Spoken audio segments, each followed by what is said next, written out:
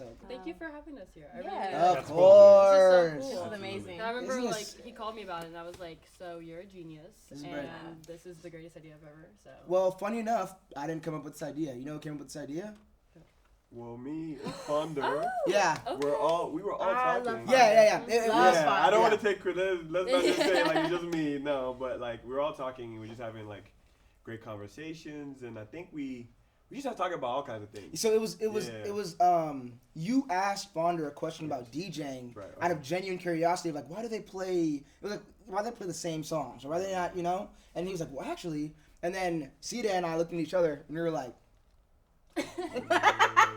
you see what's happening right now, right? Download. Yeah. This is kind of You crazy. see this? Yeah, and then Colo was like, no, that would be great. That has to happen. No, yeah, I'm going to New York, but like I gotta get that shit before I happen. And then we had our conversation about Yeah. I want to do one as well. Literally. So yeah, She- I love that it's a collective consciousness of wanting Yes, it's like Prince and Michael. to do. I gotta do it before he does it because no, I know, I just, literally. so Literally. today's episode, Michael's gonna be her buzzword. Every you hear me say Michael, she's gonna like tweak. Every time you hear me say that. But yeah, and I then could see him up there on the TV. oh my God, just smiling He's at us. here. He's watching Change over. the TV. He's watching. Bro, his Wonderland. Anyways, guys, Neverland. Neverland. Sorry. See, Michael. It happened already, bro. But yeah, this is great. Thank you guys so much for being here. We're gonna flow as organic as possible. I feel like we meticulously chose you guys to be on here because we knew that your personalities are perfect in terms of being able to talk to people. You guys have a well-versed knowledge in many different areas. You guys have a genuine act for curiosity, you know, and that is like really what's happening here. And it's also cool because all y'all are fire as shit. I'm trying to keep cussing to a minimum, but fuck that shit. All you guys like have some amazing things in their own way. Look them up online, but we gonna really get into them today. So welcome to the first episode of Creators Talk, the place where we bridge the gap. Do it. Oh shit! We in the motherfucker! Highway. Sorry, no cussing. We're here. Sorry. You are not. We're here. Exhibit. Where we bridge the gap and the parallels between all of the creative industries, because at the end of the day, we are all visionaries. We're all creators to some extent, and no matter the medium in which you do that, the fact of us bringing an idea to life and fruition and everything that comes with it, the good, the bad, the ugly, this is what this series is made to explore. So first off, I want to get started with the theme of this episode. You know what that is? No. Drum roll, please. Love. He's a drummer. Yeah! I already said it. The parallels of creativity. As we all know, this journey is a lot. It requires a lot. It takes an unwavering amount of faith or willpower, whatever you want to call it, to like really continue to make something. You have to be crazy to bring something to life that doesn't exist. You have to literally be crazy to an extent. So, all you guys are amazing. And I want to start off with my first question. It's for you, Brett. On the hot seat. Yeah! Let's go. All right. But these are questions that you know the answer to already. Yeah, This is yeah. your life. Yeah. Before we even get into that, let's talk about who Brett is. The owner of Preacher Company, an amazing, amazing brand that is about to take over the entire world, not just the Atlanta area. Started out doing a lot of vintage resale as Yep. well, but then you found that you really got that shit for real. Got it on me. So he locked in. And he started to take it from the ground up. It wasn't just get a blank and throw a print on it. It was the stitching and the GSM and why does it go like that? And what cultures does Japanese denim come from? Or like, what's the origin of those stories? It's literally every single meticulous step of it. And now that's something that I've learned from you, that it takes that work to really stand out. Yeah. So my question for you, being that you're also one of the most business-minded creatives that I've met, you have figured out a way to balance the two, which is, I feel like, a big dilemma that we all go through as creatives. It's like, how do I get my head out the clouds? You know what I'm saying? Yeah. My question for you is, how do you go about balancing being a creative and also running a business in like that world? I think we're all, at least everyone here, we're born a creative. So it's just like we have that naturally in our soul, right? Like we wake up and what do we want to do? We want to create in whatever form that is. But in order to run a business, you have to think, yes, this creative aspect is what I want to be doing, but it could only get me so far. I also have to turn on that business side of my mind. And I wasn't born with that. I was born just, I liked music and I liked clothing. That was really it. And it was what I took in from some of my past like jobs, just being a manager or running, a staff, or my last job I worked like actually in clothing and hats and kind of promotional gear. And that was where I learned like, oh, in order to actually run a creative business, there's business in the word. So it's an ebb and flow. Like every day I have to work on being a businessman, because that's not who I naturally am. But because I'm naturally a creative guy. But I think in order for me to be successful in my brand, I have to also be a businessman too. Real shit. And also keep in mind, guys, at any point in time, jump in. Like these questions are made to be guided in a way to where you can give your own feedback on it too. He's killing it, so I'm like, well, I'm over here like, damn. go ahead. I knew she would. Yeah. Wait till I introduce who she is. It makes sense. It adds up. So, being born a creative, in your walk as a businessman, what does that mean? I think it's a daily. It's more of a mindset switch almost. Because I think I could see so much in this room or like talking to you guys, and I get inspired. I'm like, oh, I could do this or that, but that's not the business side of it. So it's kind of a switch. Like, oh, I could actually take this, clothing and do this kind of event with it, or just certain things like that actually kind of grow the business. And the creatives are the fun things. The business is like what could actually help create structure and scale. Do you ever feel limited in your creativity because of the business aspects? Like, are you ever finding that you're focusing too much on what's going to help the business, that it's stifling your creativity? A little bit, but I think both of them are super important. Yeah. Right. The creative is what is driving the brand. The business is what's behind the brand. And the bottleneck is basically me, because I could only do so much. Yeah. So one day I want to be creative, but I have to be businessman. Or one day I'm businessman, but I want to be that creative guy. So it's just, it's an ebb and flow. And I am the bottleneck, but figuring out like what is important for the growth of the brand, and more so like how do I want to be portrayed. And it's both of the creative and the business side of it that decides that. Yeah. I think a big part of that too is like having a team. Is so, because like you said, if you're the bottleneck, you can only scale as far as you can go. Right. That's why a team's so like essential. Yeah. But also in itself too, that's like a system. And that's another way that like I feel like creatives can really figure out a way to run themselves as a business and move as a business, is having systems to where it's like I don't have to think about it, it's already happening, so I can still be that creative person. And just like idea, everything else is automated to where it can just generate and poop out idea. Right. But it's good poop. Exactly. That's some good shit. That's some good shit. It's good shit. Literally. But another question for you is like, at the beginning, I know now that switch for you of like creative to businessman may be easy to flip back and forth from, maybe. Yeah. But at the beginning, there's no way that it was easy. I had no business mind at all. So what are some things that you did to almost like train, systems that you created to train yourself to really start to be able surrounding to myself with people who are doing what I'm doing, but on a bigger scale, and just not being afraid to ask questions, because people act like if you're asking questions, sometimes we're like, oh, they're kind of annoying, but the right people, they'll kind of want to take you under their wing, and they'll start showing you things. So it's be in a room of people who you aspire to be like, and that are doing things better than you, that know more than you. So ask questions, because we're all human at the end of the day. This is all of our first time living. So we could see people who are just starting, and let's help them out. And so I hope that people that I aspire to also be like, hey, let's help this guy out. For sure. That's literally what this literally is about. Yeah. And I can see that you have like a natural sense of like leadership, and I think that like when you ask a question, you probably find a lot more success in asking people questions and not annoying them, because they sense this proactiveness about you. Right. Whereas sometimes I think people ask questions and they're just, instead of using that person that they want to be as a crutch or as an idol, they're using them as like, hey, carry me, and like the questions are like, it's like as a resource, yes, just to like help you, but not like to do the work for you. Exactly. And I think sometimes people can feel that, like when it's like, okay, you want me to basically carry you to the finish line, or I'm just the connecting dot for you. Right. You're not using me as human form Google. It's transactional. Yeah, I think the best way to go about it is it's not a transaction, it's your network. Like Right. who can I have and have come into my network that we can have a friendship but also have a business relationship where we can like we bounced ideas off of each other like a week ago. Just we are friends and we are in each other's network. Like, Facts. oh, like it started more as friends, but now we're also in a similar business, so we can like bounce ideas. That's how that stuff happens, the most organic way.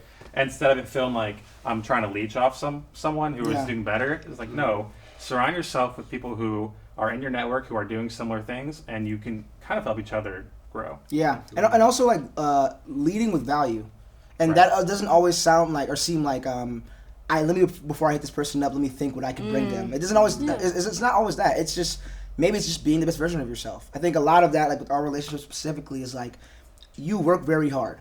You're about your shit. When you're going to have a good time, you have scheduled good time.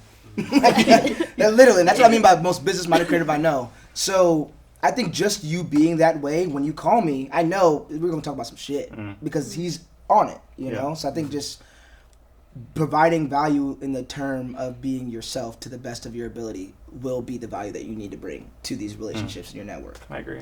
I think also like that's probably the biggest thing I hear in film is like people like get screwed over. I'm trying to rephrase my vocab. Talk that shit. To not be cussing, but people get screwed over by a person or someone, and I think it originates in the fact that they saw them as a connection, and then they were just willing to just have that connection rather than like, is this someone actually that aligns with my morals and values as a person? And like then they're working for someone that they hate or someone that they just, like I've quit a job before just because the person I was working for, I'm like, oh, you know what, you turned out to not be the kind of person I want to even surround myself with. It's not about the job, it's not about the pay, it's just you're a bad person. Like I just don't want to be around you, So I think like you made a really good point of like it's about like a friendship and a business. Like you have to be friends with your connections. You have to, not friends, but like you have to actually want to have that person in your life because sooner or later they're going to sniff out that either you're using them or you're going to get so burnt out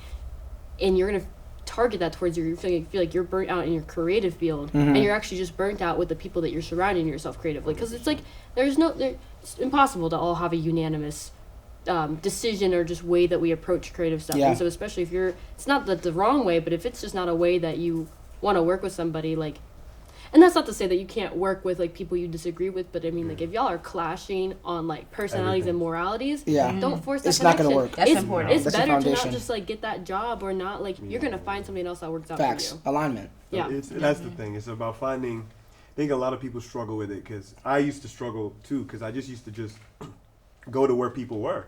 And now that I look back, I'm like, what did you really expect to happen? Like, you're just going to some random place, right? And thinking, oh, because they're in somewhat of the same field, there's going to be. But I think over time you learn to, maybe it's with growth within yourself, you also learn to, like, kind of realize, oh, I connect with this person. Or there's something different about when I talk to this person. Or there's some sort of, symmetry or connection there where it's like, okay, this could be an ongoing thing. And I think focusing on that, like you're saying, is just what leads to just a better life in general. Like, you're going to make better stuff. Yeah. You're going to have better resources to do what you want to do. And definitely as creatives, I feel like that's something I learned the hard way, like later on. Like, you got to just be with people that are more aligned with you. Another question crossed my mind from that then, specifically with you, but really all of us can answer this too. Like, I think once we get to a certain level in our art, whatever that is, whatever we do, whether that be film or journalism or a brand or music, right? You're gonna attract people as you grow. It's a given. So you never know who you're gonna attract, But how do you guys decipher who you're working with versus who is just someone that just wants to support and be like, hey, like what is a tell or what is something that you do in that situation to where it's like, okay, he just wants something. Do you just like stop talking to him? You know what I'm saying? Or is it just like a step back type of thing? I don't know. I think I'm not gonna say that I have some magic wand that would discern. Like, it just makes it easy to discern. Yeah. I don't think I have like a magic kind of thing. I would say that you kind of just go off of.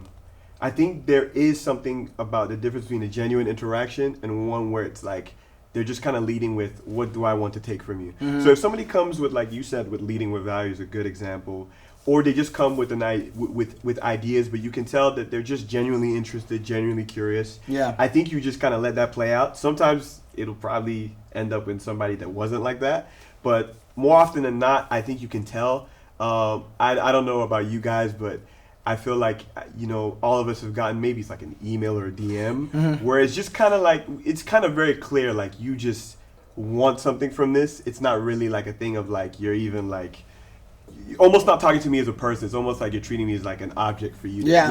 And those are kind of maybe the clearer examples. I think, unfortunately, in life, though, there's always going to be people that are hiding their true intentions. Yeah. And that's just kind of, you're going to take some L's, and you just try to limit the L's as much as possible, I feel like, yeah. You might be the best person out of all of us to talk about just the connection of your art and how widespread that. Yeah. Welcome back to Creators Talk. But on the topic of connecting with people, I was saying that you might be one of the best people to answer this question just because your reach very large. Talk that shit, color. You don't gotta be humble today. They can look it up. Yeah. Hundreds They're of going to look thousands. it up, actually. They're gonna be like, oh, Yeah, exactly. That's exactly what they're gonna do. My question for you is, how do you go about connecting with your audience? Being that like what is your experience with people that don't even speak the same language as you? Like you have an international reach. How has that been, and how have you navigated connecting with people through your art? Yeah, well, so I think one thing is when a lot of people talk about it, I think they talk about it like it's some sort of like plan I had that kind of just was like, oh, I'm just gonna like do this, and then all these people from the world. It really just started as something that I was doing, like found vinyls from like Iceland, like vinyl records, Italy, and I would be sampling them, and then people in the comments would be like, yo, this is my grandfather's favorite record. So I just thought it was something cool to me, because in hip-hop it's always like, Jay Dilla, there's some producers that are known for like, oh, they sampled this obscure sample from Brazil or something. Yeah. That's how it started. And so people just kind of, so I think a lot of times you can plan things, but I think the connection comes from just doing something, and then people are telling you the value it's bringing. I didn't assign it the value. Does that make sense? It's people told me like, yo, this is really cool. Oh, like look at the music from this place. So I'm also like gaining and learning, because I'm getting better as a musician, but I'm also learning, different artists from different places and this type of stuff. So, and then also it just expands to me being able to work with like people from Brazil and all this type of stuff. So it's kind of just natural. I think it's one of the kind of the coolest things that's ever happened to me, because it's kind of like I just did what I wanted to do, and then people were like, this is great, and I'm like, okay, I didn't even there were beats that I would put out there, I'm like, oh, this is okay, and everybody like, yo, this is amazing. So it's kind of like you just kind of like strike gold in a sense, and I think a lot of people might think it's some master plan. I wish I could come here and be like, oh, I planned this out, but it wasn't quite like that. But you say like striking gold, and I don't know how I feel about that, right? Because it sounds like something that's just like, oh, it's a surprise, or wow, this happened. But so it's not to take away, because I know what you mean. It's not like I didn't put in the work or I didn't do something. You aligned yourself. Exactly. I did something, and it did. So it's not like striking gold in the sense of like, oh, I'm just lucky or whatever. Yeah. Not like that, but in the sense of, I think and that's what for me in music or has helped in kind of like in the music space. It's different in every space, but the music space is a little bit more. Things just get hot, things just get trendy. Yep. So you kind of just put stuff out into the world. Yeah. And you kind of have to like be a little bit less stressed about being critiqued or being seen as it. And you kind of just put a step forward. And that's where maybe the striking gold might not be perfect, but it's more so I just put a step forward, and everybody's like, oh yeah, we love that. Yeah. You know what I'm saying? And that's kind of what it was. Yeah. I'm thinking Michael Jackson. I'm thinking of like an example as a musician. What we all see is like the famous Motown 25 performance. Michael Jackson does the moonwalk for the first time. The moonwalk and the foot stand. And you're like talking about like striking gold. Like you put something on and you're like, no, this is fine. We see that as, oh my God, this is one of the most iconic performances of all time. What we don't know is he went backstage and cried after that performance because he said, I fucked it up. I didn't stay on my toes long enough, and I did terrible job. I disappointed everyone, and everyone's like, oh my God, this is amazing. And he's like, no, I was supposed to stay on my foot longer. And everyone's like, who cares? Yeah. But it's like, as a creative, you care. Yeah. And everyone's like, we genuinely don't know. And there's like a compilation being made of like how he does that move throughout decades, and how you see him stay on his like toes for like 6 seconds, and then the first time he did it, he only stayed for 2 seconds. And people are like, oh my God. But they only know the journey of like how you perfected over time. Yeah. What you do. Other people are like, look the same to me. It looked great to me, but he's like, I was supposed to be on for 4 seconds and I was only on for 2, you know? The way you're describing this, I want to see her YouTube. I want to see her YouTube suggested, because I feel like she has studied these videos of Michael Jackson down to a T. Because she was like, and then there's a compilation, like she like. My YouTube algorithm is very telling. But I think to attest to all this, this is my favorite quote, guys. I was gonna save it for like an amazing moment tonight, but I think I have to drop it now. It's my favorite quote. Drop it. And it's on like my like vision board. I use it all the time. Luck is like, you know, people might be like, you got lucky, you struck gold, whatever. Luck is being prepared for when the moment arrives. That's written on my bathroom mirror. That's a Virgo thing. But like, and I'm sure a lot of people have heard that quote. I didn't come up with it. I don't know who did, but somebody did, and it inspires me every day, because I think a lot of people are like, "Oh, you got lucky," or "How did you do that?" And it's like, you just know yourself and your creativity and your originality enough to, and you took that step to be. The only thing that you really did that was like the hard part for everyone was be vulnerable with yourself. But your originality, like you said, like you wake up. Keep going, bro. You spitting right now. But like you said, like you wake up every day and you're born to create. Like that's not something you can fight, and that's like you leaned into it and you were vulnerable with it, and that's really the hard part, is just showcasing yourself. And even I right now can say like I'm not showcasing any of my work because it's hard.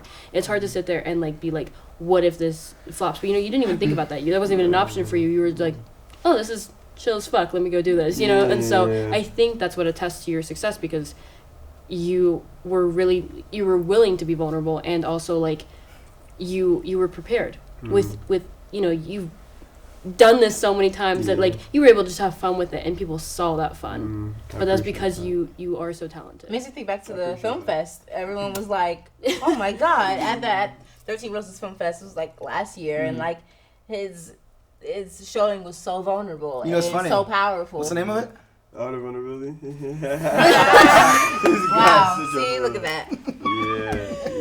Oh Amazeballs. How did you time that? This is practice beforehand. Right. Bro, I'm like, it's just beautiful how we thought the theme was gonna be the parallels of creativity, but it's really alignment. Like how, and I think alignment happens, like you said, it's like you're ready. It's like you're ready for the moment when it came. But I wonder if you guys have noticed this too. Whenever I feel like I'm really locked in, like I'm consistently checking off things off my to-do list, doing what I gotta do on the daily, come back home exhausted, but like good exhausted, because I feel like I really put in work that day. The more times I compile that, the more it seems like God or the universe, whatever you believe in, kind of like moves the pieces out the way to where you're just moving in a straight line of flow, and people just start hitting your phone like, hey, Justice, you want to do this gig? Hey, got this fucking movie you want to do? And it's the minute you start to believe in yourself, right? Ooh, we'll expand on that then. What do you mean by that? Like you're saying, like, because you're the times that you're putting in the work, and like you're, you know, it's because you start to believe in what you're doing, and like that it matters, and so people recognize that, and they start to reach out to you because they're seeing, you know what, like he's legit. Like the only thing that makes a brand legit is the fact that you pretend it's legit. Like, you know, like nothing really qualifies any of our work as legit other than the fact that what we decide. Subjective. So if people are seeing that you're believing in yourself and you're coming home and you're satisfied in your work, that means that you're saying, damn, I did good. Yeah. And that's going to read, that can translate to other people. You know what, it's funny you say that, because I didn't even think about it like that. Like I didn't think about it as me believing in myself. Maybe that's like my own shortcoming that I have to work on, but I looked at it as I'm just working really hard. Yeah. But I think but I look at it because that's like my perspective. That's like my visor, like, you know what I'm saying? For that, to you, that's believing in yourself, or maybe it is believing in myself, but subconsciously.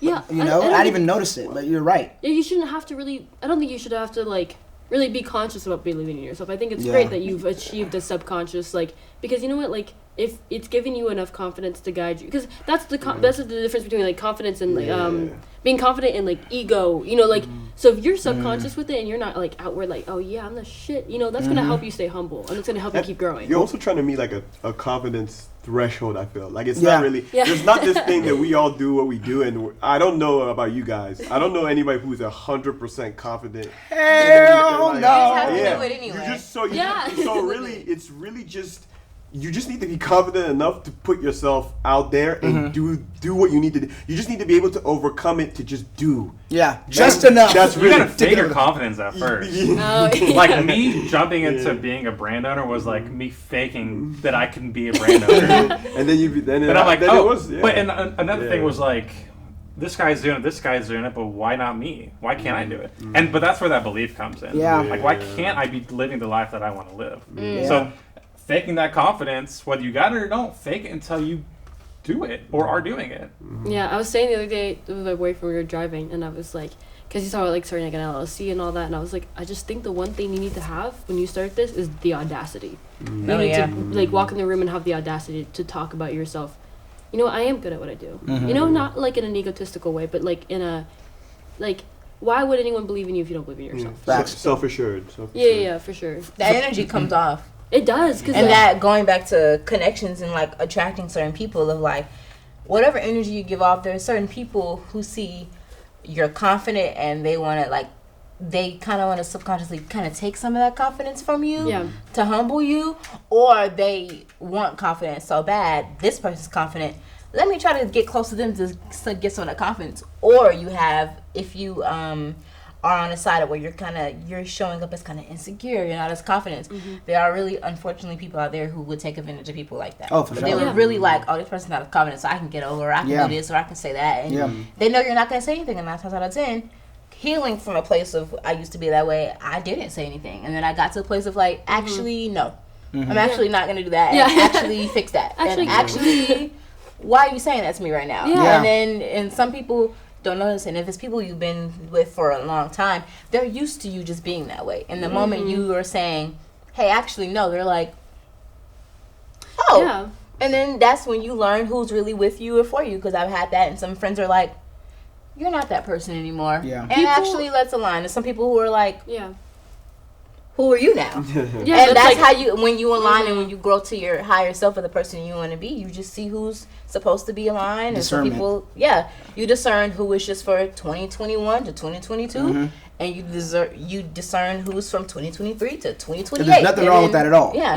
You can only expect people to respect you as much as you respect yourself. Like you can't have a lack of respect for yourself and allow yourself to take on things that go against what you believe in, and expect someone to see that and observe that and treat you with a higher respect than you're treating you kind of teach people how to treat you in a way, because you notice how we all as humans just treat other people differently based off of like, oh, I see this person just not finna take that shit, so let me relax. And you see some people are like, I could say this too, or I can't say that too. Like, you wouldn't talk to your coworker the same way you talk to your boss in a way. Like, you would kind of, hey, mister, can I have some of your time? Versus you would just go to your coworkers and just be like, hey, let me show you something real quick.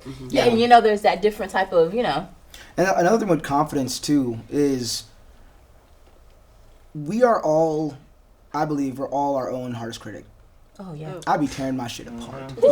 There's a reason why I haven't dropped shit in so fucking long. Fuck, it took 3 years to drop a song. What did you say, bro? What? You were wheezing so much. What did you just say? Bro, cuss? No, what did you say just now? There's a reason why I haven't dropped in so long. Yeah, bro. He loves confidence when he started to sit down and jug it. But so I took this interview just to hear him wheeze laugh. No.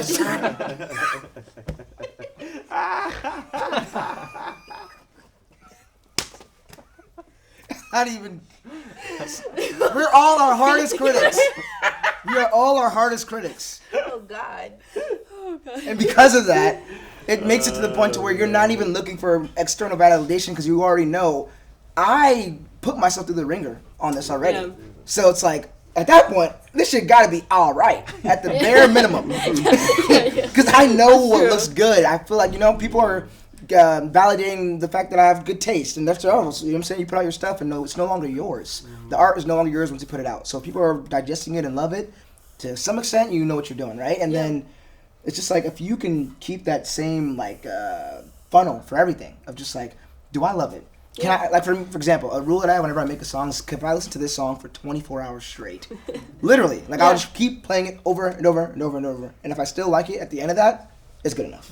Yeah, I think you're giving yourself even more credit than like you really think you are. Like, I think a lot of people don't even know how to love what they do, or even have a threshold of like, okay, this is good enough. So therefore, like, if I beat myself up so much about it, by the time I release it, it's gonna like. Honestly, I think a lot of people create and they're just like there. You know, Yeah. they don't do that process. So I think you're like, even doing like an extra step that a lot of people. And there's people who are in your field who literally aren't even like thinking about that. There's an Yeah. artist a few years ago, won't name any names, but literally was just like, I don't care about this. Like, I just like get in there, I say whatever I want, and I mean, I just like I put it out, and it's like, hey, whatever. And it's like, What do you what? do? Yeah. And You're you have offended. a record deal. Give this money to someone who actually deserves it. You just going in there and just saying whatever you want, and it's some of the most disgraceful, demeaning things. And when you know you're aware of your audience, when you know you have a certain audience, and you get on a song and just tell your audience the most low vibrational, like just lack of self-respect type of stuff, and you know your impact, and you just, I mean, I just put out, I make the money, and it's whatever, and it's like, wow, we really be like hitting ourselves upside the head because we're trying to like make such a good impact. There's people out there who literally are like, I mean, and maybe it's working for them right now, but it's not oh, going to in the future. long Yeah. run, no. But like you, and so if you ever doubt, like, oh, you know, it's not working out for me right now, just know in the long run it is, because Just don't stop. you don't stop. I know you, like, you have that determination, and you will. No, we ain't gonna lie, we all got this. This is why Yes, why y'all that's true, on this motherfucker. Like, well, this is the reason why you guys are on this podcast is because you guys all just believe in it so much, or at least externally.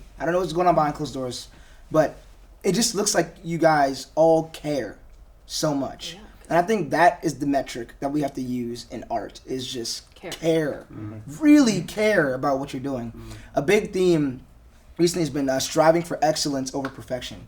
Like, perfection is when you visualize something in your brain and you're like, that's cool, this could go here, this can go here, right? And that's good to an extent, but it becomes a problem when you're trying so hard to make everything in reality as close to that. So it's no longer the best it can be, it's just how close to this can it be, you know? So excellence is just trying the best that you can at what you're doing and really giving a fuck about what you're doing. right. You know? You're spitting bars. I'm That trying was to cuss great. now. I'm sitting here because I'm classically a perfectionist, and like it gets in the way of everything, and it's like a film has taught me to be on my toes and to be adjusting to things. But Yeah. even so, like, I've come a long way, but I'm still so far from, and I think that's Absolutely. great. I should be striving for excellence, not perfection. And also know too, though,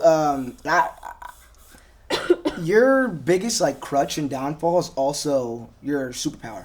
Like, if you think about it, Yeah. so that perfectionism of it's not something that you have to like kill. It's just balance. Yeah. You're just learning how to use it as the tool that it is. Everything in moderation. Yeah, and it's No, always absolutely. you need enough of it to push yourself, but it shouldn't. I think it's like I heard here about like authors that like, you know, like sometimes they'll have like writer's block, musicians that work on something so much that like 10 years goes by, like the project that they said they were going to put out, they don't put out. Yeah. And that's where perfectionism is not aiding you anymore. Yep. It's just kind of like, it's a limitation now.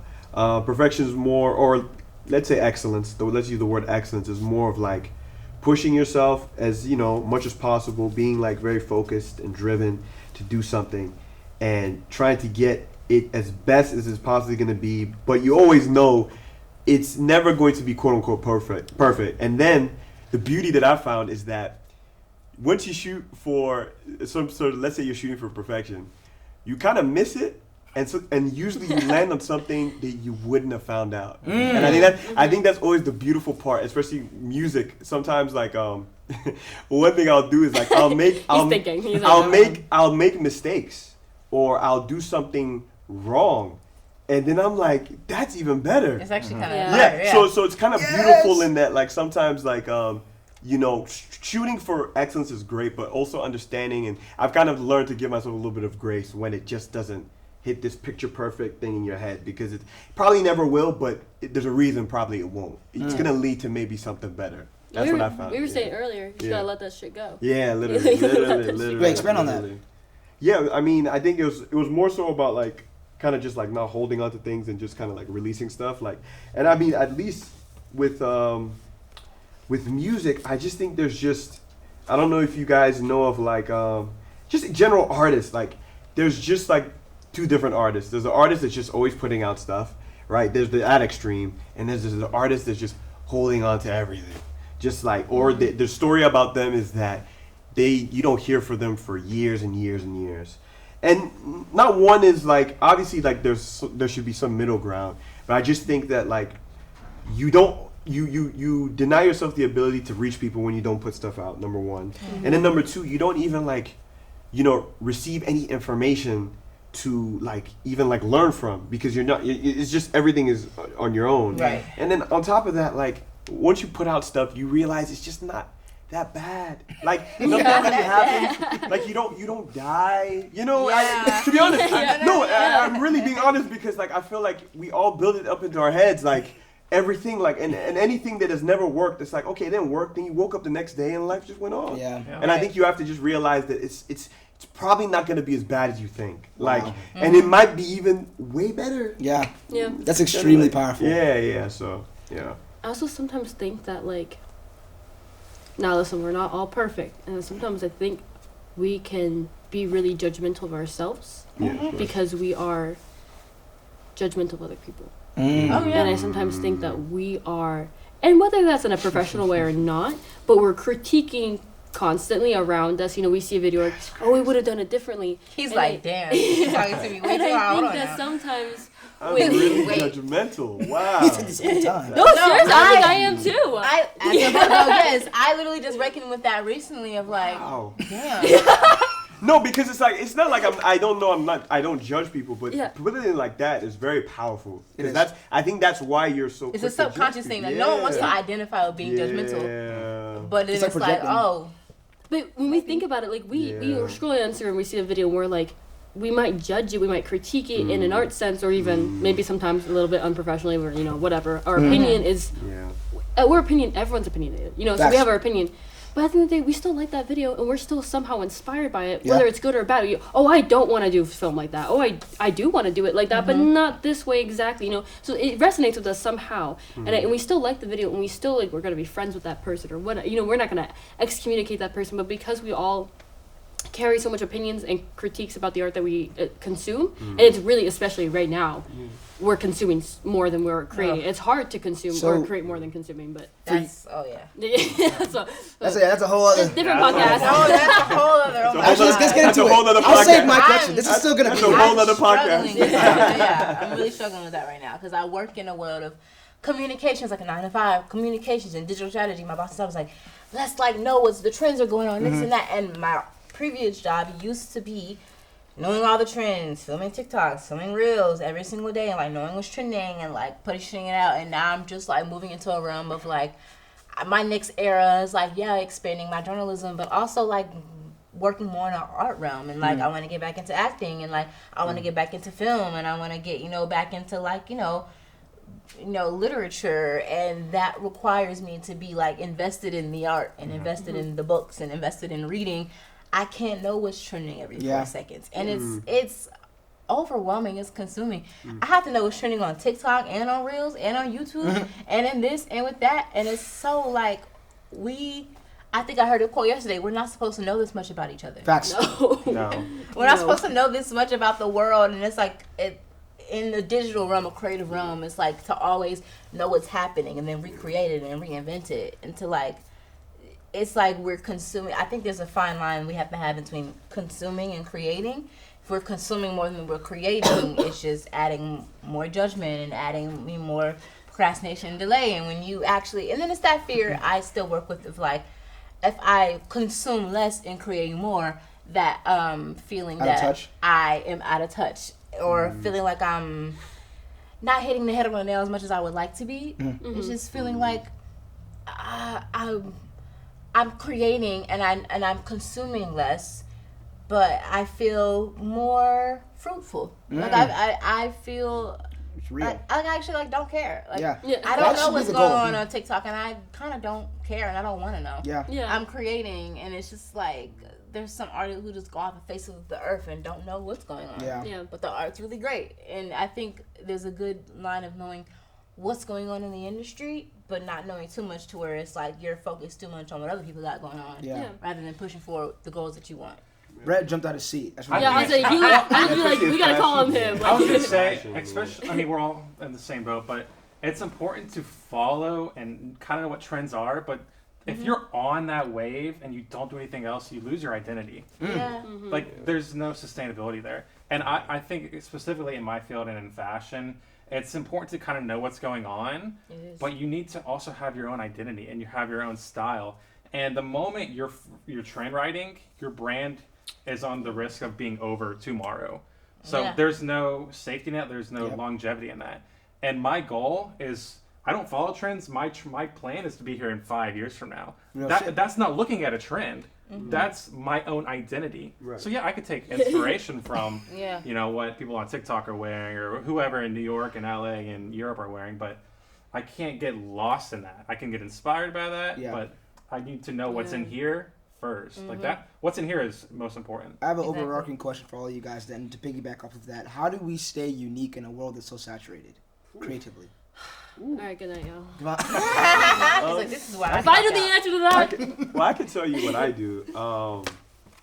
So I mean, as a musician, I listen to a lot of upcoming music, but one of like the major things that has helped me, especially in terms of music, or what I think helps me, is that, and I learned this from actually like filmmaking, because like Okay. filmmaking is deep about filmmaking. A lot of it, what I was learning, is like so many references to old movies, all Yeah. this like taking stills from this, and like Nolan's one of my favorite, is my favorite director, so I'd be like, oh, that was from Michael Mann's this, or this, all his influences, Yep. right?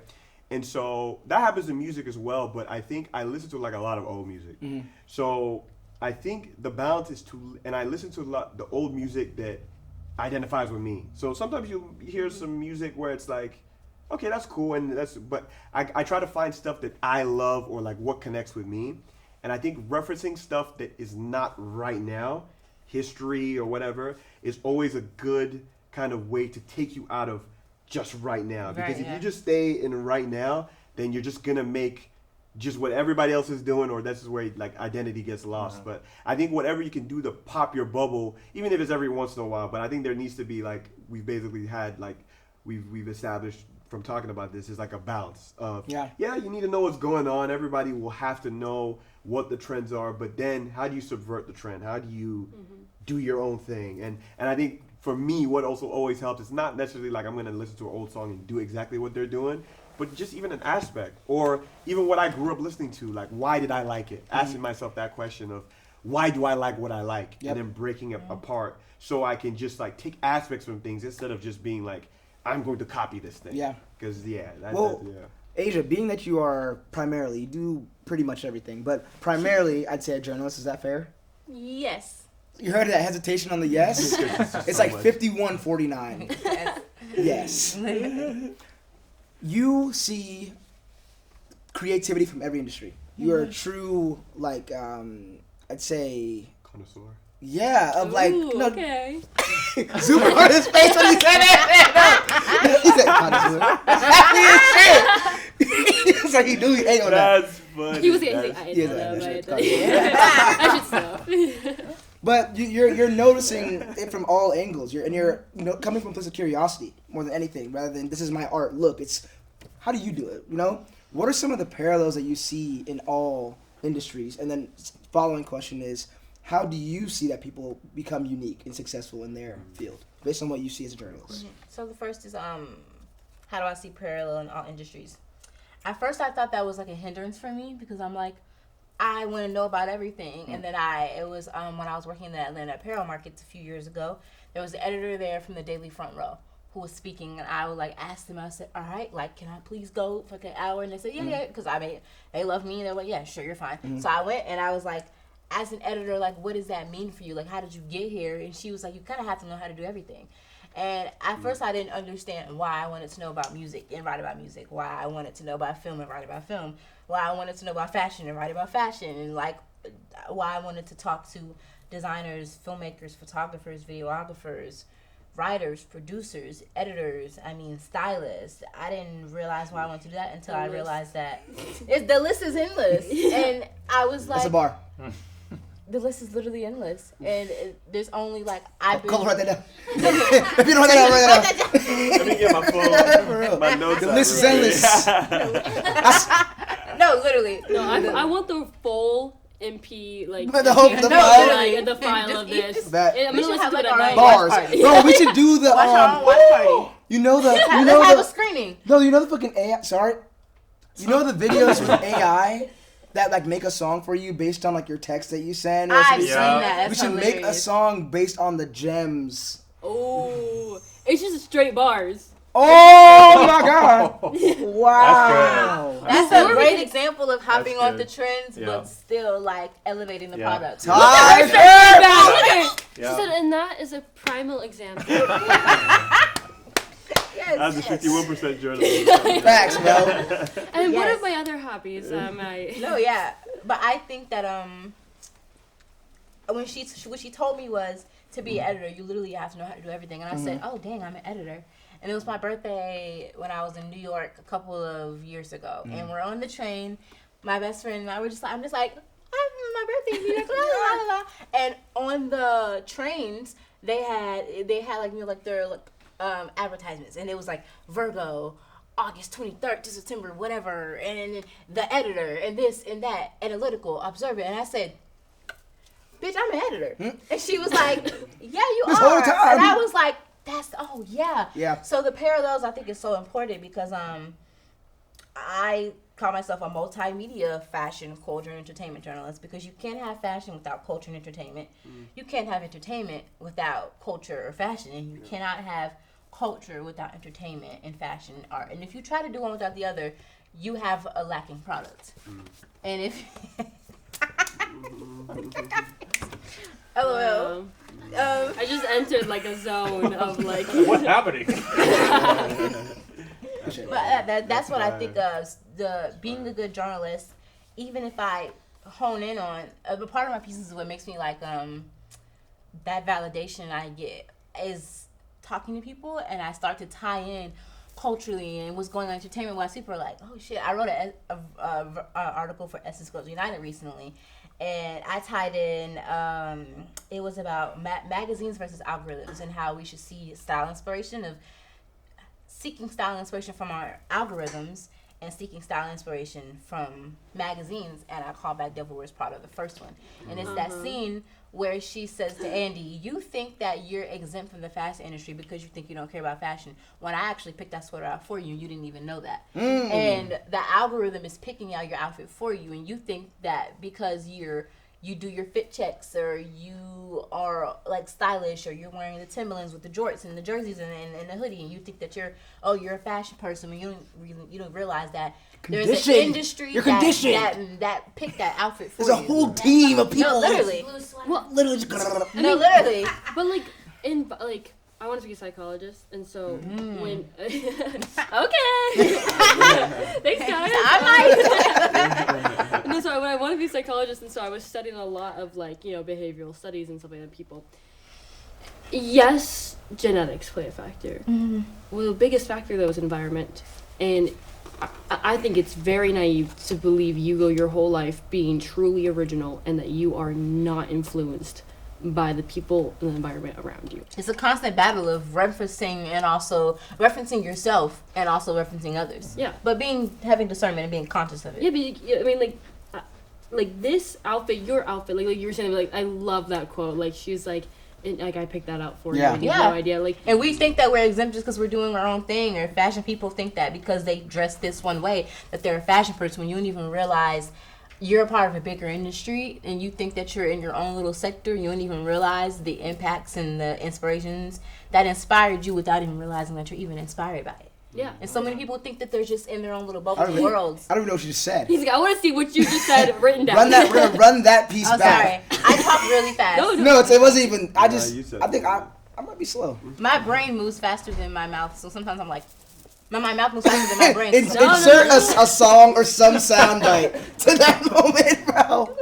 Look at you always thinking in song. Bro, Sometimes I write and I don't even write out the full word because I have to get out the sentence. So I'll write. Have you tried voice? Yes. Yeah. I literally be walking from like Whole Foods and I'd be like, so when I think about and I literally just like, people think I'm talking on the phone. I'm literally just like, I need to get this out. And then I'll go back and reference my voice note when I write.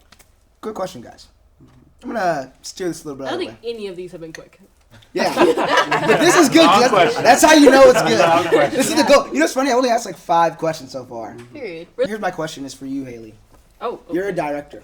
You are also. Matter of fact, can you list how many things on a set that you would say you do? Because it's a lot. Okay. It's a lot. Speed round. I've done directing. I primarily focus in directing and photography. And then I've done camera operating. I've done wardrobe. That was like one of my biggest sets so far I've done was wardrobe. I love fashion, but I'm not knowledge in it, but I learned a lot from it. I've done, I do a lot of editing. I'm gonna cut you right there. She does literally everything. It's hard to meet a Virgo that doesn't do everything. Yeah. We have to like, see everything. I think in film, it's so important because there's a reason why we're all doing it together. And Yep. if I, I've also done acting. That's how I started off. I started off as an Improv for actress. 4 years too. Oh my god, our conversation today. No, I started off as like an actress, and then I was like, I remember watching the people behind the camera as I was getting like set up to do my thing, like in front of a green screen, and I was like, wow, that looks way more interesting than what I'm doing right here. But like, I think that like there's a reason why it takes that many people to make a film. Yes. And if you're not gonna get to know or at least just vaguely understand what their contribution is, why are they on your team? Well, my question for you, but also that's a great callback to what Asia was saying about how you kind of, as a creative, you kind of have to know everything to an extent. At least try and have a curiosity to learn. Only the something. creatives know and understand why those film credits, those Marvel film credits are so fucking long. People are like, why are the credits so long? Dude, and rather the me creators are everything. like, do you know how many people it takes Yeah. to freaking... This is 3 years of a crew. Like this is like Yeah. Oh my God, literally. But my question for you is, as a director, how do you know when something is, this is it, this is what I should expand on? Being that your eye, and maybe correct me if I'm wrong, seems like your creative eye as a director is always on. Like you're always constantly, you see everything through that lens. But how do you discern what moments or what perspective is one that you should really expand on? ooh, I think this is a good question because I think like good job. No, Guys. I approve. I think I kind of have like a title of like ChatGPT. Like my friends call me ChatGPT because like, and Mark can tell you this, and my friends can tell you this. Shout out Mark on the cam, Yeah. man. My Stop the boyfriend- whole episode, bruh. Man came in just like, no, that did him, bro. He didn't even know he was doing this today. Now he has, those aren't even my headphones, bro. He brought them in. You brought MVP of the Wow. episode, bro. Why you playing, He bro? said just in case. Like, come on, bro. Be ready so you ain't got to get ready for the moment. Yeah, Wow. yeah. And now he's listed his camera up. Come on now. He's always Literally, ready. you on the credits now. But I think at least once a day, at least like if not 3 to 5 times a day, I go, it'd be a great idea, and like I just like and it's a full out like feature film like I'm like and so the character would have like blue eyes but with like green speckles and he's like how like what like it's never I don't think I can ever think ideas and just like they stick with me too much for me to be like I mean sometimes I have like the passing ones where I'm like no but a lot of it I have to really get all the way through it to know whether I like it or not because then I have to really like I will my notes app is full of and I'm sure all of ours notes app but I will read back on sometimes and I'm like I think the other day I discovered the mango tree lesbians and I said what the fuck does this Wait, can you expand? I don't know I think we need. I don't know what it That means. was just It your- was She just was like It's gonna make sense later. Yeah. I was hoping so I think in the moment but That's like amazing. but what I mean like is I really have to I think it was I think it was some poem idea I had. But anyways, I just like I think that if I I'm gonna lose it if I don't. I've learned too God much. gonna give it to Prince. Yeah. Hurry up. So I really think of an idea or I see something through like a directorial lens, and I have to see it all the way through, and it takes a lot of time and effort, and like it's all sitting and thinking, but it's worth it because I see it all the way through, and I go, okay, like either I know what I would want to change about it or the direction I want to go, or I know I've lived it now, and I know I can like rest in killing it. Be like, okay, cool, that was a great idea. Maybe I'll put it in my notes app, but unfortunately, like no, that's not what I'm feeling. But I think what I know is because I'm always daydreaming. I was like the kid that like, oh my god, bro, my MP4. I had my headphones in my MP4, and I'd be playing the saddest shit songs, and I'd be like, head out the window, and I was like. No, literally, Just like literally my so, sister, like, bro. I was just like daydream, like, and my mom would try talking to me. I'm like, Mom, You're interrupting my scene. Wow. I'm 1 minute and 3 seconds into my music video. Hold on, Like, I have to go back to. Bro, that is so It- true, so bro. just- I was gonna ask you, literally just about to ask you whether it's something like innate that you're describing, like you've always had, or whether it was something that you kind of grew into. But I can Say no, you it's kinda exactly. answer. I cannot fight it. So the only thing to do is really lean into it, Mm-hmm. and then okay. Oh, that's a unanimous We all one. felt that. That's a unanimous one. Yeah. And so I lean into it, and it's the things that like. I mean, I kid you not, guys. Like the first ever thing that got us connected when I showed you my film Lights Out, which I've learned so much since then. But when I directed, it was my first ever short form I ever did, first everything I directed, first everything. Yeah, it was my first ever. That's crazy. What the fuck? But I You- mean, Watch that shit. Watch that shit. Yeah. Watch that shit.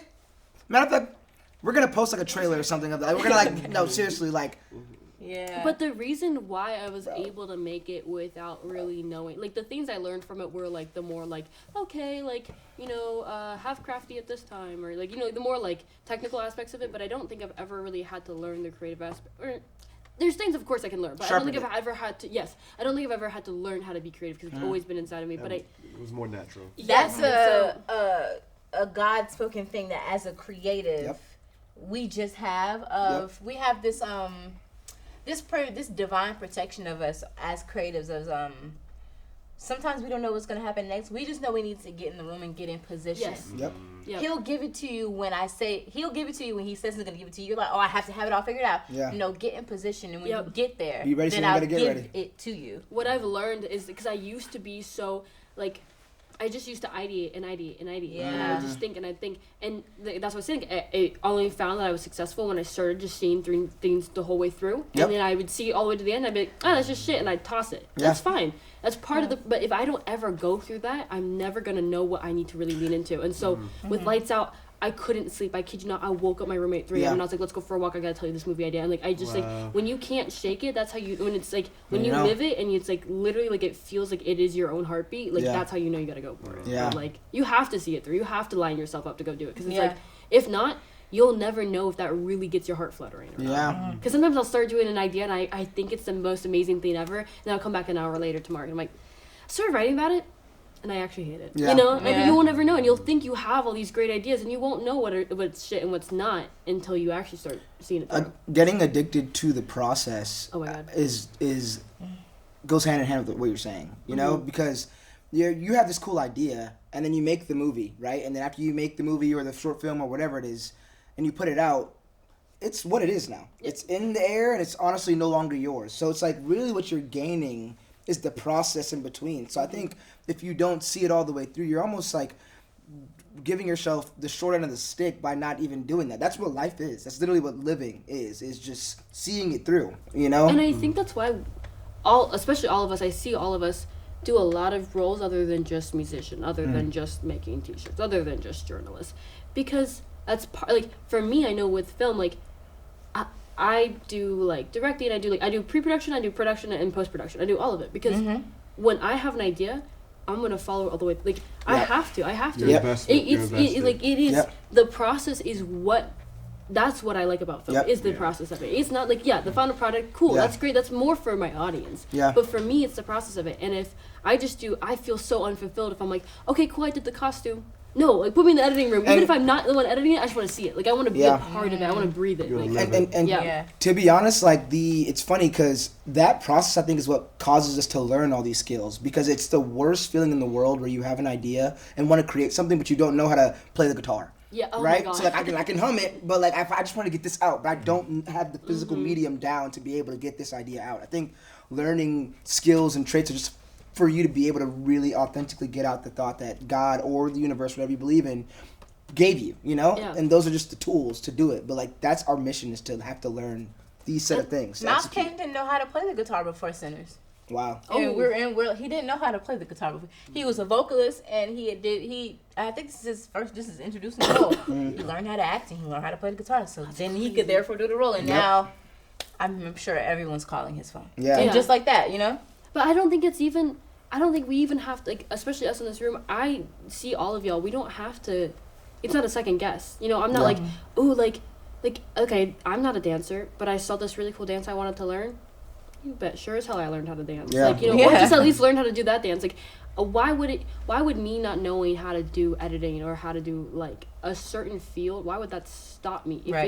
If it's in my head, like, it's never occurred to me, like, oh, I really want to like make this cool edit, but I don't know how to edit. So I'm gonna look up on YouTube and figure it the fuck out. Like, it's just like, why? Like, why not? this question's for all you guys. Do you feel like everyone is creative? I just don't think that like there's a spectrum, right? I feel like everyone in this room, to be honest, is like pretty further on the extreme side of the spectrum in the way of like we do all these different things. We're low key might be neurodivergent, might have ADHD. I don't want to like self-diagnose or diagnose anybody else in the room, but I'm just saying like we all do a lot, and we all are like low key like you know, and which is required, right? But I think there's people that just aren't naturally like that. But do you think like what's that everyone is creative? Like everyone's supposed to. Wait, can you define creative? Yeah, what does creative mean? Not 'Cause to I be can- that person, but like let's add set the a ground context rule. maybe that might help? Yeah. Okay, so I would Take it say some people, creatives might be more to do with like a certain like field of like the arts, entertainment. Basically what you described would be where we say creatives, right? Yep. But you might work in like a Fortune 500 company, and you're maybe like a CMO or something, and you come up with creative ways to solve problems, and you're a creative person, or you can think creatively in terms of problem solving or something, but you're not in the creative space. Yep. So I don't believe that everybody is meant to be the creative, as in like the, not everybody can make like a brand like you or whatever, and that kind of stuff. But I do believe that people can, you just need to find where your creativity lives. Yeah. I think that's what, and maybe people will disagree, but I do not believe that. I believe everybody's creative in some way. Your creativity might be coming cooking.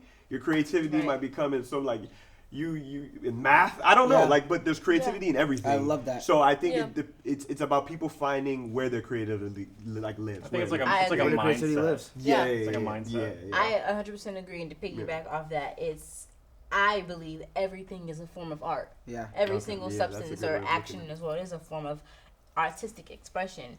And I think I think we're creative as nouns and adjectives. Some people don't identify with being a creative as a noun. Some people are creative, they're being creative as an adjective. Right. So even though they're like putting numbers in a Is spreadsheet, like to be versus just an action. Ah. So That's a banger. That's a banger. That's a banger. So I 100% agree in that sense of we're all doing some form of art every day. There are people like us who are in the actual arts as creatives, noun, and we are being creative as an adjective. There's people who don't identify as a creative in the sense of a noun, but they're creating in the sense of an adjective or a verb. So I think that's kind of where it lies. Everyone in this world is creating something every day as a verb, even if they don't identify as a creative as a noun. We are all creatives as a noun, adjective, and verb. Yeah. I think we're kind of all of it, but everyone in the world is. Brett, do you align with all the worlds, or is it because, like you said, you were creative first, but you really got into the business side of things? Like, Even business is an art.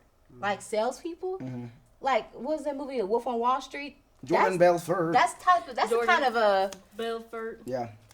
Y'all know that song? Jordan I know. Belfort? Yes. Okay, thank you. I've been getting dirty money, dirty damn birds. I'm living these birds. I be with the white people, man. I ain't mad at y'all. We love it. That's You know probably is what like I'm the whitest song I We could have love- like recommended. we love it. Jordan. Do you know Jordan Belfort? The mix that has the beat that's like in every white song too.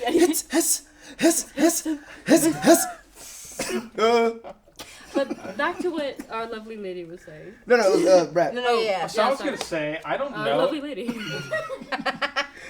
My dog.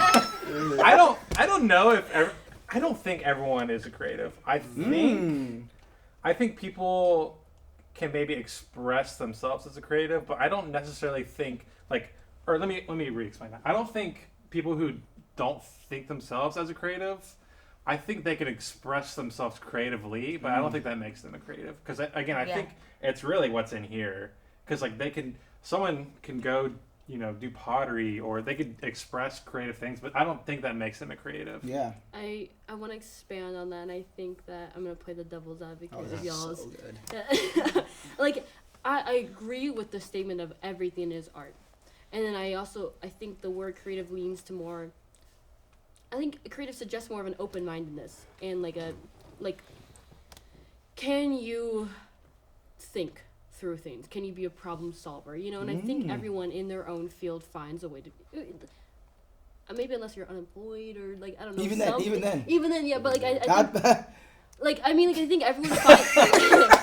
No. I meant the people that. I meant the people that haven't felt their. Creative about unemployment. That's like a real creative, but yeah, keep going. But I mean, I think the people that feel like they haven't found their calling. What I was gonna say is, I think everyone. You gotta be the most creative when you're unemployed. Matter of fact, you got this imaginary house. I think. Imagine The water is hot. It's hot. The water. I promise. Got the camera. But I think that Sorry. that's gonna be me tonight. Oh, I've been paying my water bill. I'm like, ooh. It's hot. Action.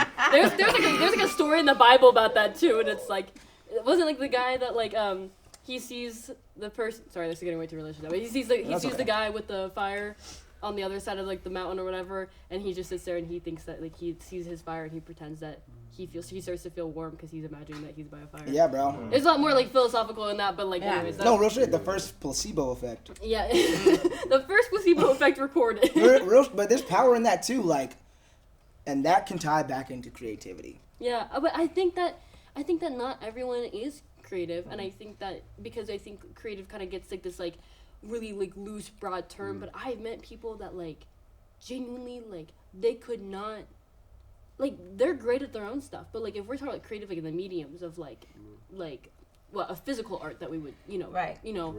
Of course if you're a business person or if you're crunching numbers that is creative, but if we're looking at the sense of okay, what's a medium that you're actually putting, because you're not putting your soul into numbers. You're crunching numbers, and that's creative, and you're problem solving, but you're not putting, okay, this is what's you're not self-expressing. And I think I don't think everyone can self-express. That's what it is. Everyone's not a creative. Everyone is a creative, but not everyone can self-express, and I think that's what kind of starts to. And there's even artists who are they're artists, and I see them to go to my school or whatever, they're I want to be this or whatever. And I'm seeing that what's holding them back, not that I know all, but I see what's holding them back is that they can't self-express. Yeah. Even if you have the desire to be a creative, what really makes you creative is you are going to express what is in here. But that's a skill. Yeah. That doesn't come naturally to people. In fact, that's probably the biggest roadblock. I think about it in terms of just life. If we were created to create, right? We were created to God or the universe, again, or whatever you believe in. I believe in God. God put this idea in your brain, right? And from there, we are created to get that idea out. And that's what I believe is our true purpose, right? In different fonts, right? But because we haven't learned how to do that yet, and we haven't gone through the trials and tribulations of life to teach us about ourselves and to get over our insecurities and be vulnerable, or actually do it scared, or all those things, right? Then we just have the same skill set, though, of someone that was created to do that. If you're created to create, whatever your creator is or the universe is going to give you the skills to be able to do that, right? You have to sharpen them, like any video game or movie at all, right? But from there, it's if I didn't do the work to really learn how to be vulnerable and self-create, right? And what is it called? Self-express, sorry. Then I'm still going to have these traits, though. So if I go to a job and they need me to create a spreadsheet, right, that doesn't already exist, I still have these skill sets to be able to do so. You know, if I go to a job and they want me to make this food in the back of the kitchen, I'm a creative. This was not in my brain, but it's not mine. You know, this isn't my idea, but I have the skill sets to be able to do that. So that's everything. And hot take, social media is what's ruining that because that's what's causing our oversaturation is because everyone believes they see someone create like a TikTok video and they're like, oh, they're creative, they're a videographer, they're a whatever. But it's like you don't go into a high school classroom full of like a math class and you go, oh, everyone in here is a mathematician. Just because I'm in the class, just because I'm doing math problems doesn't mean that I was born to do this. And hell, I got a C on my paper. I'm not good at this. You know what I mean? I just copied off the guy next to me. And so just because you're copying trends, just because you're making stuff, just because you have a camera, like I see people that like are like, oh, I have like Sony Burano or I have like an Ari and I'm doing this and this. And I'm like, okay, but you're literally making the most basic ass content. Like, who are this you? Is real. Like, I've had to have conversations. I'm like, this is great, but if you like, they ask for my feedback. I'm like, this is great, but like, if you want actual feedback, like. I don't see you in this. I don't learn who you are from watching this. Another thing is like, okay, keep that up for a year. I have a question. I feel like people have the idea like, oh, I want to be a creative, so I'm gonna get a vlog camera. Okay, so vlog every day for a year. No, because if you stop, you're not passionate about it, or it's not what you want to be doing. Yeah. I think that's fact. It has to live. 100%. Like I think we're in the era of, you know. And even I say this about myself, like I make content or whatever, but I'm just lucky that most like content that I make is my self-expression, right? Yeah.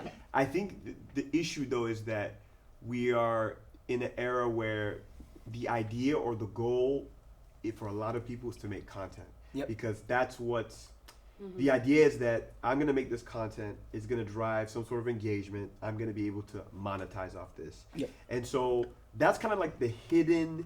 Not even hidden, it's in plain sight, but it's kind of like people will hide it like they're doing something or masquerade like they're doing something different. And I think that's where it's very interesting to like piggyback off your point. I feel like that's where a lot of people that are getting cameras just to do anything, yeah, you're making content, which again, it's not necessarily terrible in itself, but it's not necessarily like the same as actually wanting to make a film or being passionate about it or learning about it or and it doesn't even have to be like you do the whole research about it. I feel like it's also a lower bar of entry in our era for a lot of things. So a lot of people don't even do any sort of history. Not that you have to do the entire history or something, but nobody does any history. A lot of people can just hop into something and just do it. Forward. Yeah. Or exactly. So it's kind of like where we're in a tough space. And I battle with that honestly as a musician too, because it's like I want to make what I want to make, obviously, and this is kind of like also goes with our trends versus self-expression. Like it all ties in because it's about how do you stay yourself while also having to live in the world that we exist in, if that makes sense. Well, here's the beautiful thing about it, specifically from the social media standpoint, because this is just a world that I work in on the regular. The algorithm now has shifted in a way to where it promotes people being themselves more, but in the way of like. There's still rules. There's still regulations on what works visually. There's still like regulations on like a hook and a call to action and all those things are still required. That's the balance. That's the beauty of creativity. Because it's like, that's like, we can all have ideas and ways to self-express, but like, you also have to know how like. Framework of it. This conversation right now would not work if only one of us talked. I have to know when to have you come in the conversation. Yeah, that's part of being creative and like using your voice. Is not just using your voice. Sometimes it's the absence of using your voice or acknowledging other people's voices so your voice can be strengthened. So you can't just be like, oh, I have an idea and I'm going to do it like this. You do have to have the rules and regulations. That is the number one separating factor between, I think, because art is so subjective, that's the only metric we can use is how much work someone's put in to learn the craft. Like, we all have our own, like, I'm not trying to plug, but literally we have our own perspective, right? And it's like, if you learn the skills required to do the things that you need to do, like shoot a movie, but all the back ends of that, what's ISO, what's all this stuff, and composition and lighting, right? Like, it's like doing that work is going to be what separates you from 80% of people, especially now, because everyone wants it right now. They don't want to do the hard, not sexy work, Yeah. And I think that'll be what separates you in this saturated world is just doing the work. I'll go through that with fashion. Yeah, no, you go. I haven't put out my Met Gala video yet. I filmed it. It's not out yet. They put that shit out. I can't wait to see it. And it's a struggle because I needed to understand what voice that I wanted to have in this journalism world. For people who have read my work, you know that I'm just not gonna give you just here are the best and worst looks. Yeah. Here's modern femininity and divine and modern luxury. Yeah. It's like, what the fuck are you talking about? Yeah. I'm gonna give you a story that's fruitful, that means something, that you're gonna take something for. Okay, what did this Met Gala mean? I'm not just gonna give you. And it has personality too. Yeah. It has your touch to it as well. Yeah, and that takes time Mm-hmm. because one, I'm a processor. I like to respond, not react. Yeah. And to respond, you need time. And everyone's just like giving you these like reactions, and we're in a reactionary world. Yeah. I'm a responsive person. I'm not a reactive person. So for me to respond, I need to take my time and go through all the looks. Mm-hmm. And I also don't want to give you like, there's people already on Instagram like, love it, hate it, like the hair, don't like the dress, what are those shoes? He always disappoints me. Like there's people out there already doing it. And that's fun and that's quirky and that's fun. But they have their own lane and that's just who they are. And I could do that, and I'm gonna give my little quirks and my critiques, but also like what I don't think that's knowing the parallels is there's not enough people going, and I've even switched some of my language of there's not enough people going, okay, yeah, this is Tiana Taylor, she's in Marc Jacobs, she's styled by like Yeah. and then that takes time and research for me to know who is she wearing, Yep. why is she wearing Yep. it, is this custom.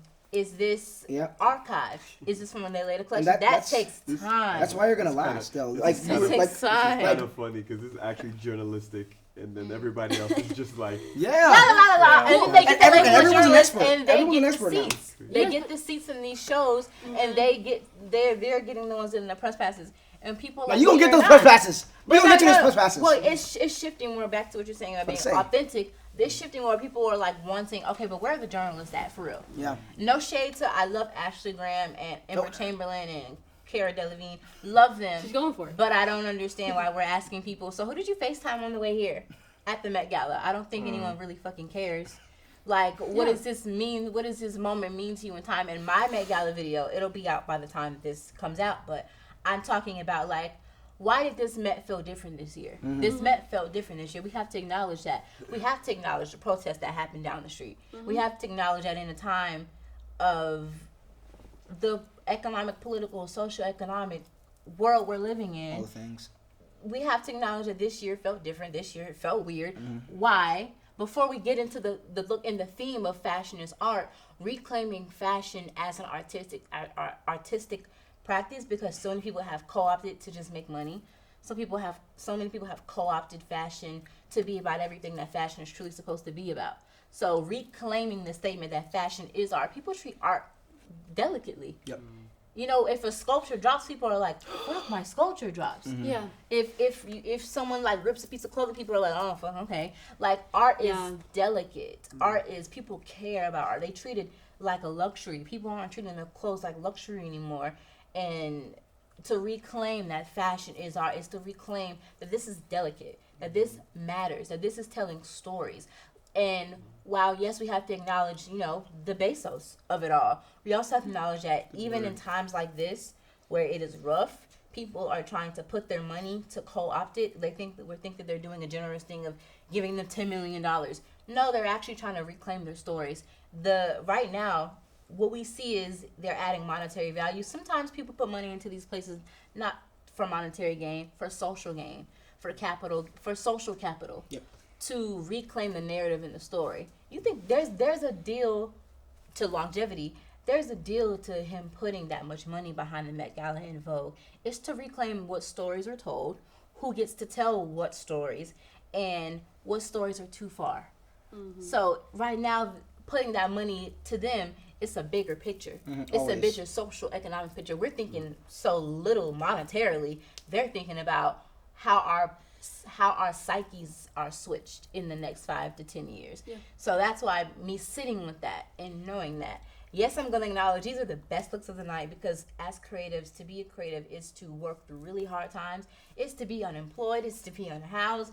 It's to be really down on your luck, but I still was put here to do something and I have to do it. And that's why we had this divine push. Somehow like the term struggling artist of like we're thriving on vibes and air and creativity, and I don't know how I got here, I don't know how I'm getting home, but I know I'm about to get home because I know I'm putting out something meaningful in the world, and to acknowledge that people spent $4,000 on looks to tell a story that night while this is going on is to truly put meaning back into the fashion and art and creativity of it all. And I think that it's just so powerful to do, but that's why I'm taking a long time. I filmed it, but I also gotta find all the pictures of the looks. I gotta find the design. There's people out there who are gonna make videos, get millions of views. They're not gonna tell you who they're wearing. They're probably not even gonna say their name. And I don't like that world we're living in. Like when I do my videos, the reason why I started the series Better Late Than Never is because I'm late, but I'm late because I need to tell you who are they wearing. Like why are we here? And I mean, I've even switched my language into saying I'm not even saying Tiana Taylor and Tom Ford anymore. I'm saying Tom Ford worn by Tiana Taylor. I'm switching that language. Like who designed this? Why is this even in existence? And it's worn by, because this look is going to exist without them. That's why that's where the archive looks come on. The Carrie Bradshaw dress, and we saw Jenna Ortega in it, and we were able to reference that. But who made that dress? Do we even know who made that dress? And like that's the and you're also part like of it. retraining the audience to care. That's how we get back to the world where that is literally how we reclaim this world and get out of the time of saturation. Is we now, as the creatives and the spearheads in this world, because we're doing this shit, you know, like that's how we reclaim it, is by conditioning the audience through us putting in the work and putting in the time to make it's gonna take a little bit longer than usual because we actually care, you know, and retraining the society to get used to things aren't supposed to be this fast. It's like I'm thinking about like we have a guest question from Michelle. Can you turn the camera to Michelle? Hold on, guest question from Michelle. Can I get your thoughts on fast fashion and how it affects like just society, but also like the fashion industry? Both of you. I'll say the question again, just so both of you. I'd the love mic. To know. No, Michelle. Both of you. This is perfect. Michelle asked. Michelle. Shout out Michelle. Yeah. Okay, that's my favorite show. She asked. Just talking about fast fashion and what else did you say? What was the question in the first place? Society and just like the raw and real fashion industry as a whole. How does fast fashion affect society and the world as a whole? It's so unfortunate that conversation is so layered now. And we would think that it could just be like a one and done, yes or no. But there's people out there. When I was with 77 Magazine, I did a piece about Akira, which is a really popular store. And I think Akira has great clothes. They're fast fashion. They have great clothes. And as me being a curvier girl, I can actually find clothes that look good and flatter me for like a curvier body type, because that's just the larger fashion industry just doesn't cater to girls who have, small waists and, wider hips. They're just like, oh no, that's not normal. And it's like, so you have to really search to find what works for you. So Akira works for that. But there's a designer, black designer. They took her design, they recreated her design. Of course cheaper, of course less, of course the same amount of detail, because they ain't got that much time. It's fast fashion. And I did a post about it of like, where do the dupes stop, especially when they affect marginalized people, creative colors, independent brand owners? Because Prada, Chanel, Gucci, Louis, Bottega, they can survive Zara recreating their design. Can an independent designer do that though? Can they survive that? And when they speak out about it, if people are like, it's not that original of a design, like, okay, but like it's like there's a girl who did a film, Sabrina Carpenter's dress, made out of film. There's another black designer who did that dress. Did she do it the same? No. And do I think both designs should exist? Yes, but we have to acknowledge that these bigger companies are watching what smaller creators do. And I think as a whole, my issue, a lot of people don't like to talk about it, is how it affects independent and smaller designers. Yep. Because there's people out there watching. There's people who literally get paid well to watch what you were doing in music and recreate that. And they're just like, oh, well, whatever. There's people who are going to watch what you were doing and recreate that. And there's people who get paid well to do that and recreate these things because they think it's going to be cheaper. They think it's going to be more accessible. When it's like, it's not supposed to be this fast. It's just not supposed to be this way. So like people recommend, oh, you have a curvy body type, why don't you on Fashion Nova? Because I can't support as much as I know as much as I know about the labor and how many designs are being copied. As much as I care about fashion and care about my clothes, unfortunately I can't support it. I saw a girl last night. I said, oh my God, I love this dress. Where'd you get it from? Fashion Nova? I said, dang, that's cute. Unfortunately, I won't be on there. Yeah. Love the dress though, and it's fire, but I think there's a balance part as well. I think it's okay for maybe once a year, Fashion Nova. Okay, if that's your whole closet and you don't have a single black designer in there, you don't have a single young designer in there, a single person of color designer there, you don't have a single independent designer there, that's a problem to me. Because where are they getting these ideas from? So like, I mean, I have shopped less and less this year because now that I'm going to these fashion shows and I'm interviewing these designers, I'm like, especially my black dollars need to go to my black people because they're not getting it as much as we like to think they are. My black dollars need to go to independent creatives who aren't getting it. And the companies at higher levels, they're getting it because they see you and they're like, oh, I like that. Do this. Well, and there's people who are signed to do that. Being that you're directly affected by it, Brett, could you speak on how fast fashion has affected you as an up-and-coming brand? So I genuinely feel like the smaller creatives, opposed to like the larger corporations, are who are setting the trends.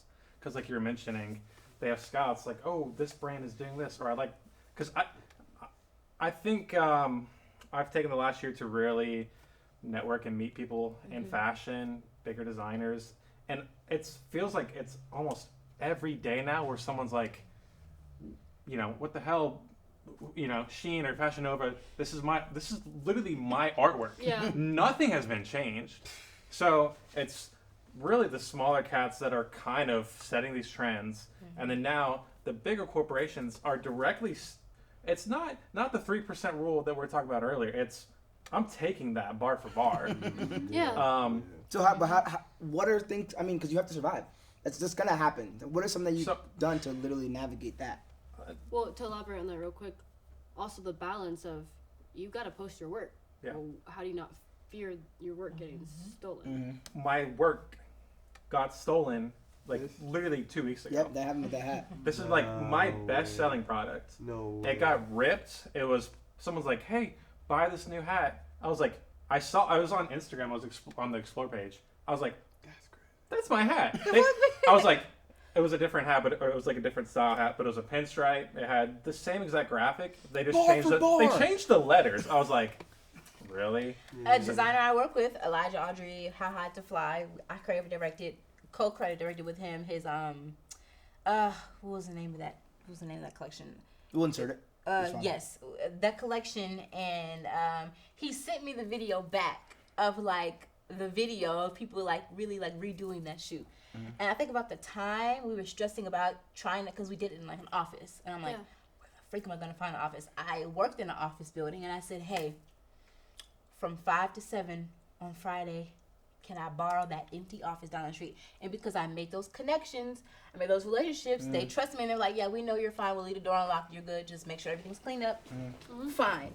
And then just to see, like, he literally sent it back to me, and he just sent the emoji, like, and I was like, damn, that's crazy. Yeah. Like, we're actually, like when I'm, like, helping him with these shoots, and then we see it, like, redone, we're just like, ooh. And Yeah. it is that big of a deal because it came, like, you can be inspired by my work, I don't care, but, like, if you're gonna copy my work, it's a big deal, not because I need the credit, but it came from me. Yeah. And how are you gonna tell my story? Like, if I told you, oh, this really personal story to me, and then I heard you telling it to him, as if it was your own story. And that happens so often, and it's so sad. And you don't understand, like, you can empathize or sympathize as much as you want with me. You can have a similar story, but it will never be my story. Yeah. So if you are inspired, you go, oh wait, I have a story just like that. Great, but go tell your story. Yeah. Right. Don't go around and tell my story. You can say how it relates to my story, but don't be telling My my story. question for you is like, okay, so what do you do in that scenario? Yeah, what happened?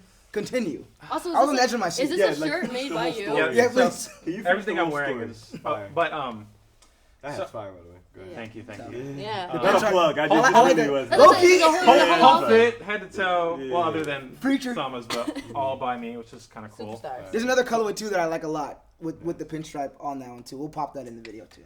I literally was thinking, I was like, that's so legit, and then I made this. I was like, You're like, yeah. Right. Yeah. I don't know. I think on the general topic of fast fashion, it kind of boils down to just a soulless being, a soulless entity, just kind of trying to make money quickly. And that is basically the opposite of what I do. I make clothing out of expression. I've been doing this for years, not making money. So this is not a cash grab. This is something I love and I enjoy. It's a passion. So companies kind of coming in and just doing it just to make a quick buck. And I prioritize like quality and sustainability and being here for a long time and making a voice for myself and my brand.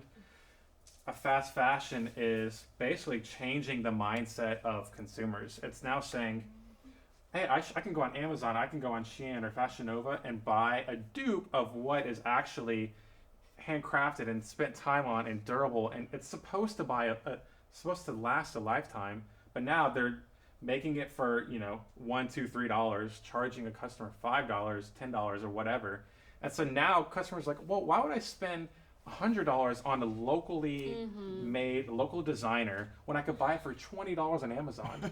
And then ask them to try to make it themselves. oh, I hate when people are like, oh, I could have made this myself.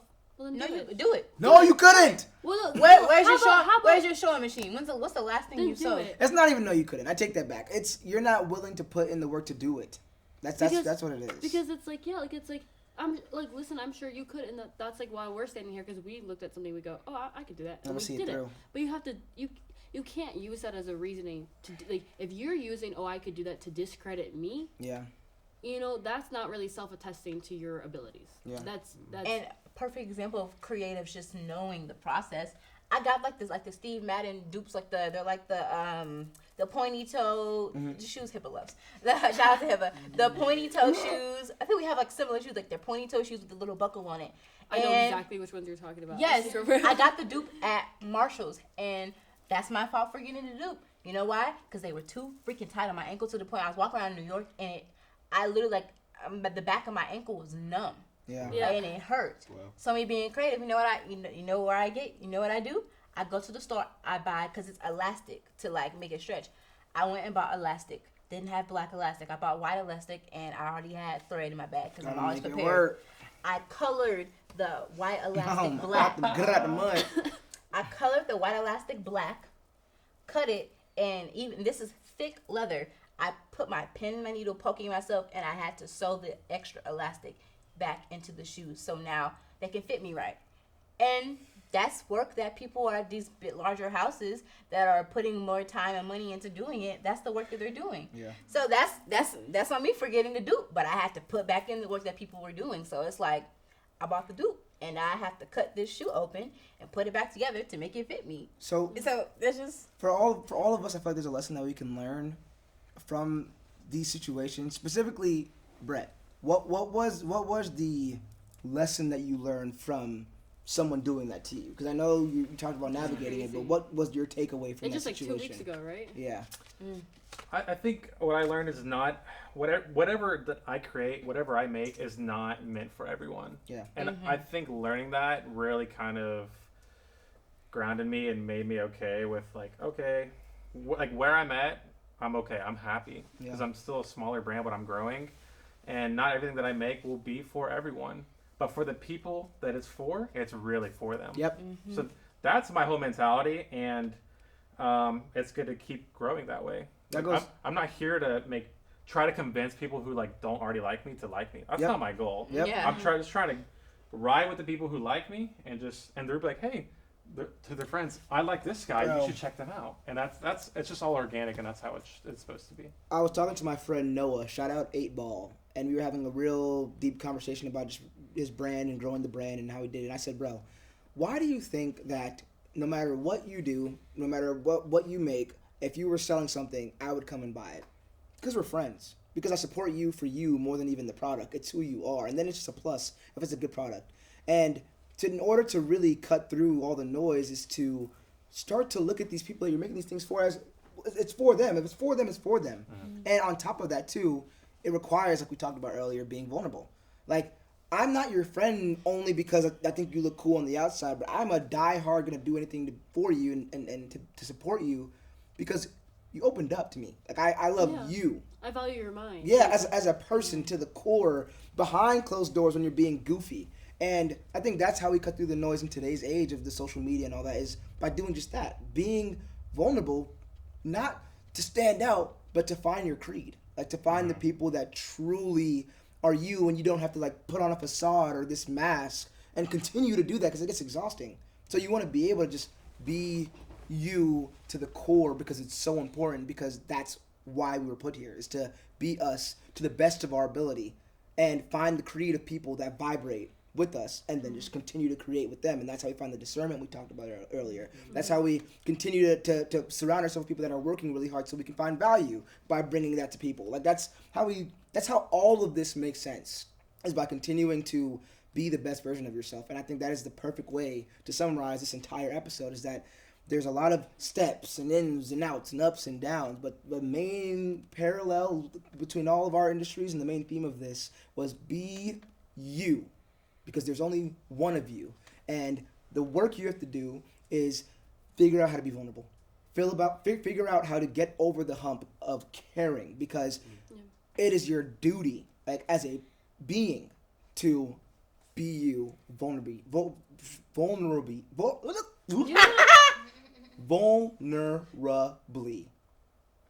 to the best of your ability. And it sounds like a cliche, but when you unlock that power of, like, okay, I can just be myself. Oh my God. And, like, I think, like, it's not just, like, a one and done thing. Like, I find myself, like, I go, like, on I'm really myself. I don't care for, like, a week, and then maybe it's a month. You know, so it's not constant, and, like, maybe one day it will be, maybe it won't ever. But that power, I mean, I feel so proud of myself. I feel so invincible, and I feel like I produce the best work when I'm truly, like, I'm gonna be me. I just, like, yeah, it's a cliche, it's a Hallmark quote, be you, but, like, so powerful. Be you. Some of the like, simplest things are just, like, so powerful. Like, it is. shine your light so people in the dark can find you. Yeah. Like, people are looking for you, and if you don't turn your light on, how are they going to find you? Yep. You're like saying, oh, where is this person? Where's this person? Are you outside? Yep. Have you put your work out? Have you created? Yeah. How are they going to find you if you don't create? So I was going to ask you, how do you, the people that you're like, you know, I want people to, like, they'll find me. The people that do find you, this may sound blunt, but I mean this with, like, all the love. Like, this is not like it's not a trick question. Yeah. Why do you think they care? I think people like to be a part of something. They like to be a part of a community. And that's my goal kind of, like, every day. I mean, yes, I have other things to do, but, like, the goal is to create community. People want to be involved and be around like-minded people. And that's the ultimate goal. Like, Hence. I don't think there's much more that we have to say. I think that is the reason why 13 Roses exist. Yeah. That is our, if you've ever heard anything or seen anything that we've done, that is the core of our being, is this. Can you turn the camera and show everyone in this motherfucker, my boy? Yeah, woo! Everybody. Like, guys, like, you too, bruh. See they.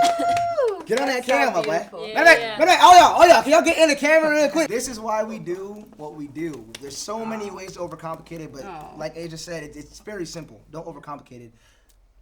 This is why we do what we do. So I love you guys. And we just do it, like Nike. We just do it like Nike. But y'all gonna have to pay for us to say that, though. We need that check. Oh. That's a bar! But yeah. We love you guys so much. That is, I feel like that's the best way to conclude That's beautiful. the first episode of the Creator. Everyone Talk. smile.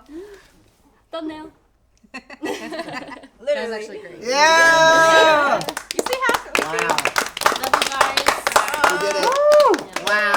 Wow. Wow. And there's still so much I want to talk about.